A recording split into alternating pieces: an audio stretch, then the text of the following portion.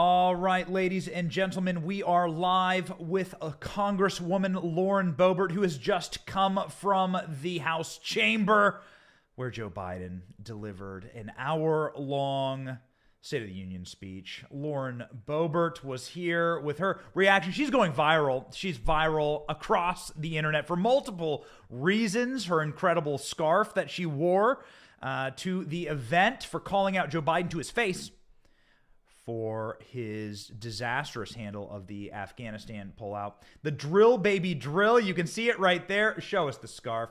Drill, baby, drill. There it is. I'm backwards. Sorry. There we go. American oil independence. But let's just start right off with the Congresswoman from Colorado. What was your takeaway from this State of the Union? First reaction. Well, Benny, first of all, I'm really happy to be here with you and some fantastic patriots from all around America, rather than being in that State of the Union where Joe Biden couldn't even slow down enough to read the words in his script. I mean, come on, Joe, just read the lines. That's all you got to do. You got to show up, you got to read the lines, and then you get to leave. And he couldn't even do that. I was trying to start a crystal clear counter to see how many times he was going to be crystal clear about something, but I think I only caught one of them this time. So he wasn't feeling he wasn't feeling too crystal clear tonight. But you know, it's interesting the way this started out. Obviously, we are praying for the people in Ukraine. I wore my drill baby drill shawl tonight because we need to stop funding Russia's war. Yes. We do not need to be doing this. We need to be energy independent. We need to be energy dominant. And it's the horrible Democrat policies that have weakened America and weakened other nations throughout the world. But it was interesting because Joe Biden found that standing for Ukraine was a really great applause line. So he just kept at it. He went on and on and on because he's like, this is the only applause I'm going to get all night long. I just know it. And, you know, and sadly, he did go on to his other policies, and there were a lot of lies, a lot of mistruths. And unfortunately, he didn't talk about the real things that are affecting Americans. The real thing that affected Americans that you called out to his face is him sending Americans home. That's right. Him sending Americans home in flag-draped coffins. Flag-draped coffins. Him checking his watch while that dignified transfer took place in his home state of Delaware, to the disgrace of our country, our military, our flag, those soldiers, their families. And you called him out. Can you walk our audience through this right now? Yeah, absolutely. So Joe Biden was mentioning Afghanistan and not talking about the horrible withdrawal that took place, the shameful withdrawal that took place under his watch that he checks so frequently. We had 13 of our servicemen and women killed. I have a new Gold Star mom in my district who, in her words, said Joe Biden killed my son. And I feel that grief. I mourn with her. That was the most difficult call that I've ever had to make. And it still compares to nothing that she is going through right now, losing her son, her son's son not ever being able to see his father's face. And Joe Biden wanted to talk about chemicals that cause cancer. Look, that stuff's terrible. Okay, let's take care of that. But this is real, and this is right now. This is real time. And Joe Biden didn't want to bring up the fact that he took orders from terrorists, the fact that he left American citizens behind, and the disgusting fact that he sent 13 of our Marines home in flag-draped coffins. Yeah, I think the conflagration of his son, who did serve in the military, but didn't die as didn't die because of anything that happened with his military service. He wasn't KIA. He wasn't wounded. He ran for the Attorney General of Delaware. He was holding political office, actually, when he tragically got brain cancer. But I think it's very strange that Joe Biden tries to bring that conflagration, and he's done. This is like the 40th time he's done this. He's been called out a lot for it. It's a little strange and a little insulting. Have you spoken with the mother, the Gold Star mother in your district? I have. Benny, that was the most difficult phone call I have ever had. And I've talked to her Many times after that, President Trump called her and spoke with her. She said that he had a very lengthy conversation with her and thanked her for her son's service. But more than that, he listened to her stories of who her son was. And that is the kind of leader that we need once again, a commander-in-chief that still to this day cares about our servicemen and women. And we're seeing this all throughout the world. America's weakness is affecting our allies and our enemies. Our allies can no longer trust us, and our enemies certainly do not fear us. Putin was watching what happened in Afghanistan. Putin has been watching our southern border be completely invaded by 2 million illegal aliens. Putin is watching the tyranny that is taking place in America. And that's why he's now at war with Ukraine. So I just want to get this clear here. Did you yell 13 at Joe Biden? There's a lot of things going around on Twitter right now. It's going insanely viral. Yeah. What exactly did you yell? You could hear it clear as day, but what did you yell? Yeah, so the 13 part is where I got a little loud. That's why everyone's picking that up. But he said that our men and women were sent home in flag-draped coffins. And I said, you put them in there. 13 of them. That's exactly what he did. He put 13 of our servicemen and women in flag-draped coffins. And worse than that, I don't even know if any of those soldiers are in those coffins whole. Our soldiers were blown away through his shameful negligence. Yeah, and again, it bears repeating.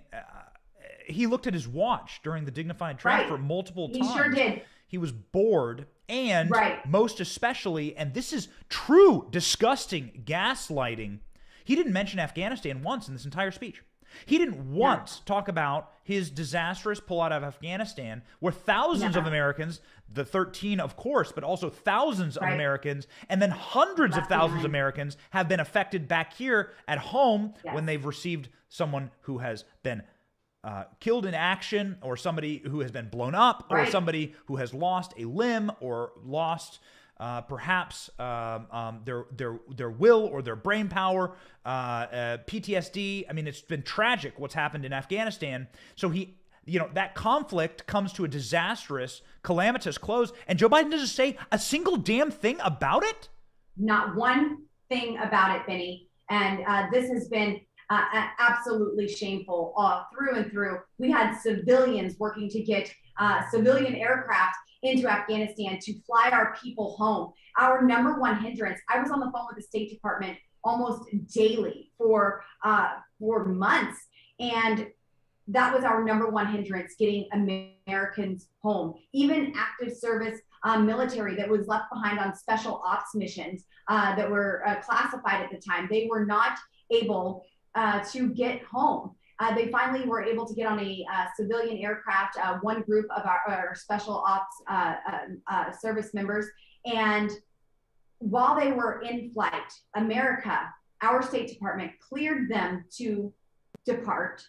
And while they were in flight, they said, turn around, you are no longer clear to land on United States soil. So the pilot, knowing if he went back to Afghanistan, knowing everyone on board would be killed, he declared an emergency landing and landed in another country. Our State Department absolutely failed at getting our people home here on United States soil. This entire thing has been just a disgusting debacle, and this would have never happened under President Trump. That right there is why I introduced articles of impeachment for Joe Biden and Kamala Harris. So, I mean, of course, leaving that aside, I truly believe that Nancy Pelosi won't be sitting in that seat this State of the Union next year. I don't think that Nancy Pelosi will be up there next year. It'll be a Republican in that seat, and and presumably the Republican Party will be doing something about this administration. Will there be impeachment charges brought for Secretary Mayorkas? I mean, you can talk about the big fish, you can talk about Joe Biden, 10% for the big guy, but listen, people want action. They want oversight. What will be Right. happening when Republicans get Congress next year?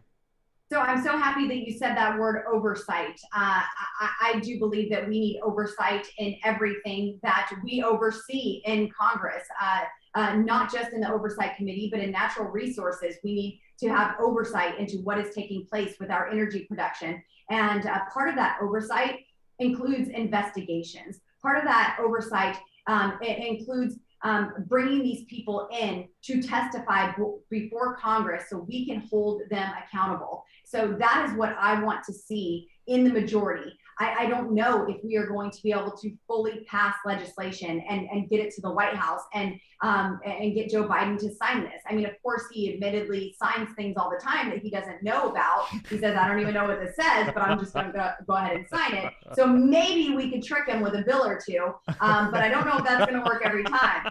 So maybe we could just get a constitutional carry in there. It's just kind of like the state. You got to trick them, yeah, sneak it in during pudding hour. Amendment. Right between pudding and Metamucil. Yeah. Yes. So, but what we need to do is we need to have investigations on the 2020 election. We need to have investigations into the origin of COVID-19, into the WHO, into the handling of COVID. We need to have investigations regarding our southern border, regarding Afghanistan, these woke generals, Secretary Mayorkas. As far as I'm concerned, he could be impeached too. My name is on articles of impeachment for him as well, for his handling of the southern border. But I do want to see impeachments take place. This is far worse than any perfect phone call or perfect speech could ever have been. This has been a complete disaster under this one-party rule for the past year, and we need to see impeachment trials take place because of this. And it's going to take the American people calling in to leadership and letting them know that this is what they want, because that overwhelming response will provoke an action. Congresswoman, as you sat there in the chamber listening to this speech, there's a lot of viral photos of you and Marjorie Taylor Greene going around, hopping up and yelling. I don't know exactly what this was for. It's great. It's fantastic. I saw that one. So I started chanting, "Build the wall." Joe Biden said we need to secure the southern border. And I said, holy crap, he messed up and got one right. Build the wall. And so we started chanting. And so that's what that photo is right there. Build the wall. Got it. Perfect. So what else did you take away from the speech? Like I said, there was a lot of misinformation that was there. A lot of just kind of going on about COVID-19 and look, suddenly, things are getting a little bit better because the polling is really bad and COVID is dying due to bad ratings. But it's just really unfortunate that we didn't hear anything about America's energy. That is something that I really wanted to walk away hearing from the person who's sitting in the White House, whether it's the real White House or a fake White House set, whichever one he wants to sit in for the day, or a basement in Delaware. This person can change policies to affect our energy production here in America. He did it on day one, canceling the Keystone XL pipeline. He approved the Nord Stream 2 pipeline, lifted sanctions, said, go ahead, Putin, have it all. And he's shutting down our energy right here. And I really wanted to hear something about that. And it's really unfortunate that that wasn't brought up at all because we are funding Russia's war right now. I think it's $60 million a day that we are paying in these resources from Russia. And we need to liberate our allies in Europe as well, who were dependent on Russian oil. These not in my backyard extremists want to shut down our oil, natural gas, coal fired energy plants while China's building 200 of them and will just allow the 40,000 children to mine in the in the Congo for cobalt with their bare hands. And then we buy solar panels from China and somehow feel good about ourselves. I'm over it. This doesn't work. Biden, I think I tweeted out something like this speech needs to be over. His Amex is maxed out. All we heard was spend, spend, spend, and a bunch of pipe dreams. And you know what, business owners, go ahead and give everybody a raise and lower your costs, and that'll solve everything. I think that was the solution to just about any problem that he said there was. Just cut the cost. Yeah, this from a guy who's never created a job, never created a product, Right. never sold anything on an open market, never provided for anyone a good or service that they would want to buy in a open and capitalist market. A little strange that he's sitting there telling business owners how to run their business. It's a little strange also to watch an entire room full of people, not social distancing, not masked. Yeah. It's a little odd, a peculiar timing for the Let me tell you about that, Benny. Yeah. So we got this letter from the Sergeant at Arms saying, first of all, that members, we were told that we would have to wear masks. After they first had us at 25 members from each body. And then they sent us an email. I didn't read my spam mail, so I was a day late on reading that one. But they said, hey, we're actually going to allow all of the congressmen and senators to come to work. We're going to let you in there. Oh. And that was so sweet of them. How wonderful. Thank you, Your Majesty Pelosi. So then they said, we'll have to wear masks. We'll have to get PCR testing and socially distance. Well, they dropped the masks because CDC suddenly saw extra polling and said, we need to change this here. And then they were still requiring the COVID testing. Well, I'm a member of Congress, and I do not need a COVID test to enter the House chambers. And I do not need a golden ticket from Pelosi to enter the chamber either. I do not need assigned seating from Pelosi. So I went into the State of the Union in the House chambers with no COVID testing, with no golden ticket, with no assigned seating, and I certainly was not social distancing because I am not following political science. Wow. I mean, it really is astonishing. We have like 10,000 people watching this right now because you are like truly going viral on multiple fronts for this State of the Union. And all the people and all the commenters were saying, wait a second, did I just see Joe Biden like rub his dentures up against some lady's face? Like, what the hell happened to our overnight? You gotta almost respect it. Like how quickly they pivoted from 2 years of lockdowns and 2 years of taking your bodily autonomy and saying that your body belongs to the government and we're going to tell you what to do with it, to like slobbering all over each other. I mean, as a person who's been, I'm sure you've gotten mask fines from Pelosi. I know there's multiple Republicans who've gotten mask fines. These fines are substantial. It's like thousands of dollars. $2,500 each time. $2,500. This has got to make your blood boil when suddenly, the day before the State of the Union, Nancy Pelosi sitting there going, I don't care. And anyone can just make their own personal decision. What the hell? Why now? Exactly. And, this has been the elitist mentality from the beginning. What is devastating is that the fence went back up around the Capitol this week. And it's just more semblance that this is not the people's house. This is Pelosi's house. And she wants you to know that she is in control of your life, of your country, of the decisions going forward. And it's just a very sad symbol of where our country is going. Everyone saw the lies. We had the comments on screen, and they were just coming in hot and heavy. Everyone saw the lies. Nobody believed any of this trash about closing the border. Nobody believes any of these lies. Like and if Joe Biden can sit there and say that like he lowered the price of insulin or that he's lowering your energy costs, I mean, it's like it's like clearly true. Oh, you're gonna pull a Marco Rubio here? Are you gonna pull a Rubio where you have a sip during the? Where you have a sip of water. Do you remember that from a couple of years ago when Marco Rubio had the sip of water during the response to State of the Union? Very good. So, okay, listen. It's more than just water. Good. I'll do the Trump water. Oh, I've been. Remember that? I love him. Lauren, I love him, Benny. I've had like 5 beers during our state. I've had like 5 Coors Lights. By the way, Colorado beer, you know me, Coors Light. We are drinking it. I just toured the Coors facility in my district last week when I was there. Love Coors Light. good family, good people. But I gotta ask, because there's thousands and thousands of people watching. They all know that Joe Biden lied. They all know this was crap. Yeah. They all know. Yeah. What are you going to do about it? What are you, Congresswoman, going to be pushing Republicans to do about it? We know, we've seen someone like AOC can like literally uproot her party and move them in the direction of the voters, right? Or at least in the direction of her energy. So what are you going to do about it when Republicans give you the power? Yes, well, more of the same, Benny.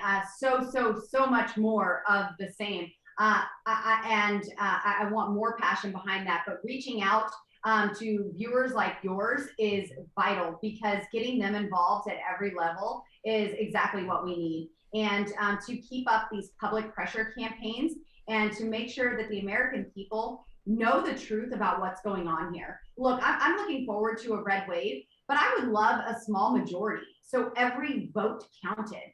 I certainly want to take it over, but I want to take it over with real conservatives. I ran as a conservative, I won as a conservative, and I legislate as a conservative. I have a 100% conservative rating from National Right to Life, from Gun Owners of America, from Freedom Works, and so many more, because I'm doing exactly what I promised the voters back home that I would do. And I'm not afraid to back down. I'm not afraid of their cancel culture. I'm not afraid to speak my mind. I'm going to stand up for the people who sent me here, and I'm going to stand in between them and overreaching government as well. So, you know, I do have 10% rating, Benny, but that's from Planned Parenthood, and hey, they could go fund themselves. So, speaking of funding themselves, will you be funding a Rust Belt from Joe Brandon? What was that? Did he lose his place? What happened? That's what everyone's joking about. They're like, he just suddenly stopped. Like the robot just malfunctioned in the middle of the. There were several little gaffes like that, and I would actually, I would like to go back and rewatch it and see what I missed too, because I was live tweeting the whole time, so I was paying attention and tweeting too. But I think, if I'm not mistaken, in the beginning he misspoke and said Iranians rather than Ukrainians. And so I want to go back and listen to that too. I'm pretty sure he had everyone cheering for Iranians instead of Ukrainians. So I was like, maybe I got that one wrong, but I would like to double check that. There were a lot of really sad missteps that were taken. And like I said in the beginning here, just read the lines, Joe. Slow down and read the lines. Yeah, read the lines. You got lines all over the faces of Nancy Pelosi and Joe Biden. Pelosi was being really weird. I mean, do you know of anything going on behind the scenes with Nancy Pelosi? What's going on with her? Can you tell our audience? This is like the biggest meme coming out, other than you, and other than you shouting at the president. You have me off of social media right now. I even like a nerd, I have my iPad here and I want to keep checking it. And I can't. What's going on? You must know. But you must be privy to a lot of gossip and a lot of inside information. So what's going on? Here's what I think happened.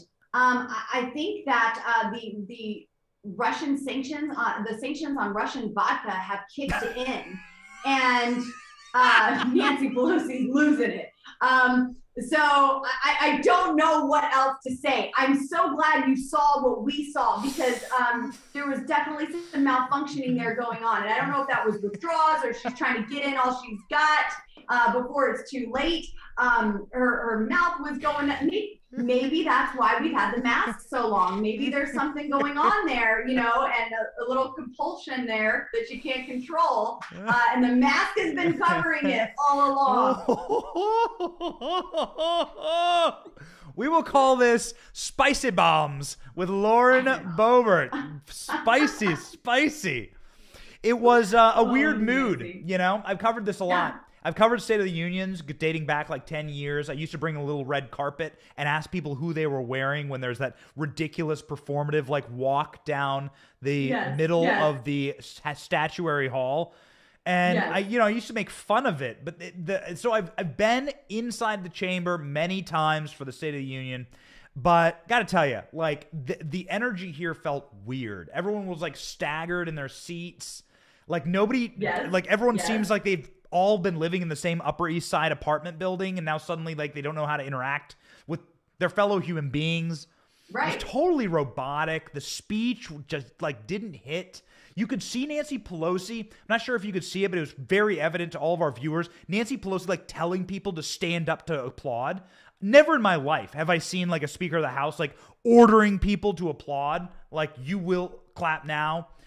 Right. It was just strange. What was the mood like inside the room? So it was a little awkward because there were a lot of Republicans that were following the protocol. And I mean, whatever, I get it. I don't like that. I know the rules. I know our limits, and I'm going to push it. And I'm going to do what's absolutely right. I even had the Sergeant at Arms tell me that it was my inalienable right to be on the House floor, not in an assigned seat and without a test and without a ticket. But it was really awkward in the beginning. Kat Kamek and I were summoning other members of Congress from the gallery to the House floor, saying, "What are you doing up there? Get down here! They can't keep you up there." And we did get people, and that's what you saw there in our row. We sat there. It was supposed to be assigned seating, and we filled it up. And so I think once things got going, it was a little bit better. When the VP first walked in and the Democrat senators walked in, I didn't bother to get up. But there were a couple heroes that soon followed. I love Senator Mike Lee, Senator Cruz. We lost video. It's all right. We'll get it back in a second. Oh, and of course, Coach Tuberville. It was really great to see them. And then I moseyed over and talked to them, and that kind of felt good again. But I mean, just the blatant hypocrisy from the Democrats on the other side, hugging each other, like you said, slobbering all over each other. When the last time we were in the House, you would get a $2,500 fine for not having a mask. And then even after the State of the Union, I put out a little video. And I said, look at this. We don't have to social distance anymore, because of science. And everybody's just crawling all over each other. And so it's just really awkward. It certainly was not unifying.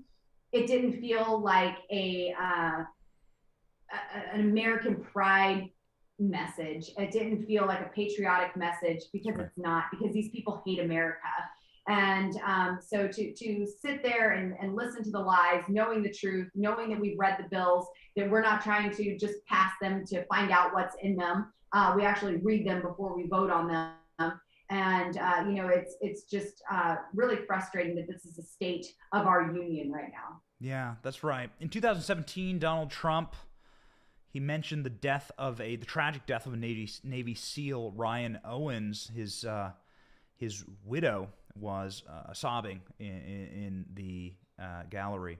This was clearly the most viral moment from Donald Trump's first State of the Union, and this was how Donald Trump used an enormous part of his first State of the Union. Of course, it brought the entire chamber to uproarious applause, both sides, very rare. This State of the Union, it deserves to be repeated. Joe Biden didn't once mention 13 Americans killed on his watch. Didn't once mention them killed by his orders and by his incompetence. He didn't invite the families to the State of the Union. No American citizen, other than I think the 5 people that he brought in, were invited. This is just a representation of what they're doing. This fits along with the mask. It fits along with the rules and the spacing and all of this. This is the people's house, and the American people should have been able to go to the State of the Union address. Members of Congress are usually given one ticket for a guest to attend, and we were not allowed to do that.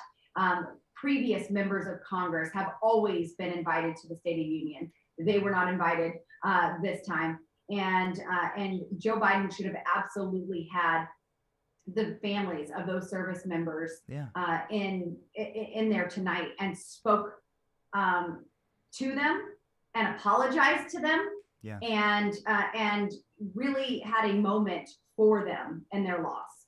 Truly, truly disturbing. And he has the audacity to say he's going to fund the police while Kamala Harris is sitting up there. She fundraised for people who attacked police and for rioters. Kamala Harris sitting right behind him. He had the audacity to say he supports the military, but it just did seem, as you said, like a lot of lies. So, Congresswoman, you've been with us for 30 minutes. We deeply thank you for your generous time. I wanted to end by asking you your State of the Union. What is your State of the Union for our union today? It seems like a bit of a mess. Seems a bit scary. Am I wrong? Yes. No, you're not wrong, unfortunately. I wish that you were. But we're living this every day. The bill has come due for these terrible Democrat policies. Now, as you know, I'm from Colorado, and we have been living under Democrat rule. They've had a supermajority for quite some time now, and we know the effects of Democrat policies and how they regulate communities into poverty and destroy everything that we are working so hard to build and create in life. And now we've experienced this one-party rule from the Democrats for the past year, and there's nothing that we can point to that is good for the American people. We have skyrocketing inflation. We have a supply chain issue. We need our logistics taken care of while, Mayor Pete's busy getting knocked up and learning how to chest feed. We have real crises taking place. We have our cargo ships off the shores, and Joe Biden thinks it's his first boat parade. I think if you look closely enough at those cargo ships, you can see "Let's Go Brandon" flags starting to be raised. And we have the southern border, and that right there, Benny, is one of the most damning things to our country right now. 2 million illegal aliens, the fentanyl that is coming into our country, enough to kill every American at least 7 times over. And that number is actually fairly old. So I'm sure that that number has risen dramatically in the past couple of months. But the children who are trafficked, the children who are left alone and confused, who are abandoned to be put in Obama's cages, our Border Patrol agents who go home defeated because they cannot do their jobs. And they said they don't need policy, or they don't need resources or infrastructure or personnel. They need the policy to be able to do their job. And it's really sad right now. We have parents, moms and dads, who are being called domestic terrorists, and that's a very sad state for our union. And I would love to get this turned around. We have to elect conservative Republicans in the 2022 midterms. Get behind people, support them, and let's take our country back. We have to have investigations. We have to turn this around. And I don't want to be all doom and gloom. Benny, if I may, just one more thing. I have hope for our country, and I have hope in the American people. And I would not leave my 4 boys and my husband every day to do what I'm doing if I didn't believe that we could turn this around. I know that God is on our side, and he is rising up an army of righteous men and women who will answer the call, who will not doubt the call, who will be obedient to it and take their place in Christ and in this world. And I am so very hopeful for all of the people right now who are taking a stand and stepping up to serve their country. My heart goes out to you. My gratitude goes out to you, all of you who are participating in making this a more perfect union. Thank you. Can't get better than that. That should have been the Republican response. My personal opinion. And I'm from Iowa. I like Kim Reynolds, but that was fire. Congresswoman, thank you so much for being on our program. Thank you, Vinny. To the tens of thousands of people who watched, yes, Congresswoman Lauren Boebert, if you live in Colorado, get out and vote for her. And always follow the Congresswoman on social media. She's quite literally a bombshell. And the Drill Baby Drill. I can't find it, Vinny. Uh-oh. They got me all wired up here. The Drill Baby Drill. There you go. That's the flair. That's the flair. Eat your heart out, AOC. Oh, thank you, Lauren, for being on our program. Thank you all for watching. It's almost midnight. We're out here. We're out here trying to save America. Lauren Boebert. Thank you so much. Have a good night. Bye.